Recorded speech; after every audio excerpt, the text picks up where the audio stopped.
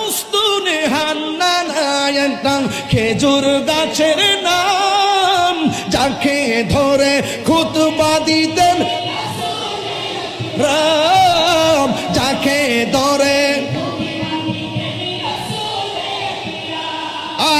মুস্তুনে হান্নানা একটা খেজুর গাছের নাম, যাকে ধরে খুতবা দিতেন রাম, যাকে ধরে